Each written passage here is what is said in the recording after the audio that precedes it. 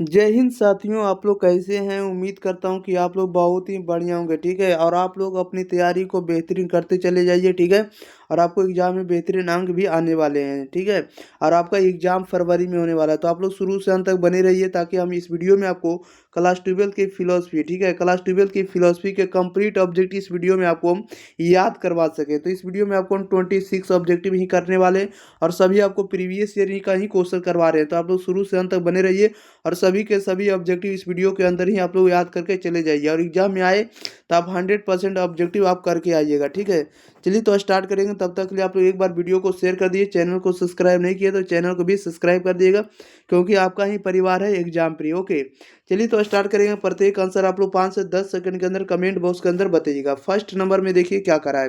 करा है कि जिसके पास सम बुद्धि होती है उसे क्या कहते हैं, बताइएगा। करा है कि जिसके पास सम बुद्धि होती है, जिसके पास सम बुद्धि होती है उसे हम लोग क्या कहते हैं, तो उसे हम लोग स्थित प्रज्ञ कहते हैं। क्या कहते हैं, स्थित प्रज्ञ कहते हैं। वैसे व्यक्ति जिसके पास समान रूप से बुद्धि होती है उसे हम लोग स्थित प्रज्ञ व्यक्ति कहेंगे। राइट आंसर इसका बी हो जाएगा। चलिए नेक्स्ट क्वेश्चन ले लेते हैं। क्वेश्चन नंबर देखिएगा आप लोग सेकेंड नंबर की ओर। आप लोग को ज़्यादा एक्सप्लेन इसमें देखने को नहीं मिलने वाला है, क्योंकि आपको ऑब्जेक्टिव बता रहे हैं। ज़्यादा एक्सप्लेन करेंगे तो भी टाइम भी ज़्यादा लगेगा। ठीक है ना। चलिए क्वेश्चन नंबर देखते हैं। 2 नंबर में कह रहा है किसके अनुसार गीता माता है, बताइएगा किसके अनुसार गीता माता है। तो महात्मा गांधी के अनुसार जो है गीता माता है। राइट आंसर इसका डी हो जाएगा। 3 नंबर में कह रहा है कि कर्म शब्द की उत्पत्ति हुई है। तो कर्म शब्द की उत्पत्ति जो हुई आपको क्री धातु से। राइट आंसर इसका सी हो जाएगा। नेक्स्ट क्वेश्चन लेते हैं। क्वेश्चन नंबर देखिएगा, नेक्स्ट का नंबर। चलिए थोड़ा इसको कम करते हैं, ठीक है ना। चलिए देखिए, सब क्वेश्चन प्रीवियस ईयर का था। क्वेश्चन नंबर कितना है, 4 नंबर पर है। चलिए देखिएगा क्वेश्चन नंबर 4 नंबर में क्या कर रहा है, इसको थोड़ा, हाँ चलिए ठीक है। क्वेश्चन नंबर 4 नंबर में देखिए कह रहा है कि भागवत गीता को कर्म शास्त्र किसने कहा है, बताइएगा। भागवत गीता को कर्म शास्त्र किसने कहा है। तो राइट आंसर इसका बी हो जाएगा, बाल गंगाधर तिलक ने। 5 नंबर में कह रहा है कि गीता का उपदेश है।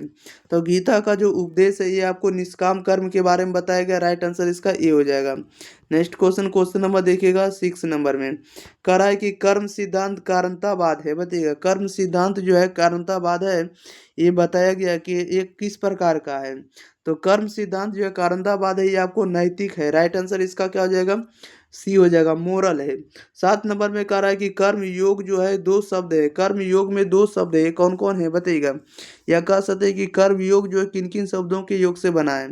तो कर्म योग जो बना हुआ आपको कर्म और योग से। राइट आंसर इसका सी हो जाएगा। क्वेश्चन नंबर देखिएगा 8। कह रहा है कि लोक संग्रह संगति संगत संग्रह सिद्धांत है, बताइएगा। लोक संग्रह सिद्धांत है। लोक संग्रह सिद्धांत जो है ये कैसा है, तो ये एक प्रकार का आपको सर्व कल्याणवाद है। कैसा है, तो सर्व कल्याणवाद। राइट आंसर इसका सी हो जाएगा।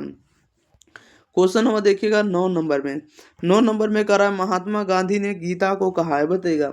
महात्मा गांधी ने गीता को क्या कहा, तो माता से संबोधित किया। राइट आंसर ए हो जाएगा। 10 में कह रहा है कि गीता का उपदेश किसने दिया है, बताइएगा। गीता का उपदेश किसने दिया है, तो गीता का उपदेश देने वाले भगवान श्री कृष्ण है। राइट आंसर ए हो जाएगा। 11 में कह रहा है कि गीता का केंद्रीय उपदेश क्या है। गीता का केंद्रीय उपदेश जो आपको कर्म योग है। राइट आंसर ए हो जाएगा। नेक्स्ट क्वेश्चन लेते हैं। क्वेश्चन नंबर देखिएगा आप लोग 12 नंबर में। 12 नंबर में कह रहा है कि अनासक्त कर्म को कहा जाता है।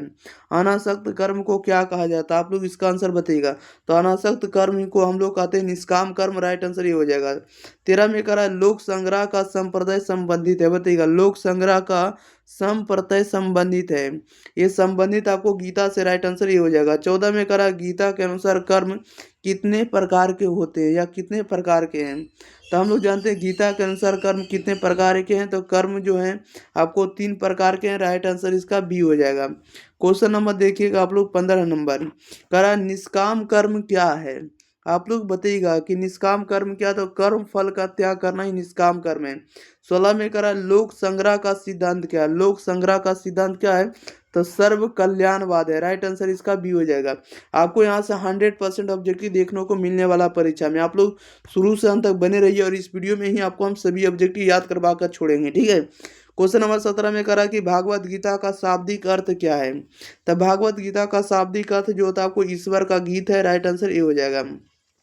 18 में कह रहा है निम्नलिखित में कौन जो है श्रीमद् भागवत गीता या भागवत गीता के अनुसार ईश्वर के अवतार है, बताइएगा। यानी निम्नलिखित में से कौन जो है भागवत गीता के अनुसार जो है ईश्वर के अवतार हैं।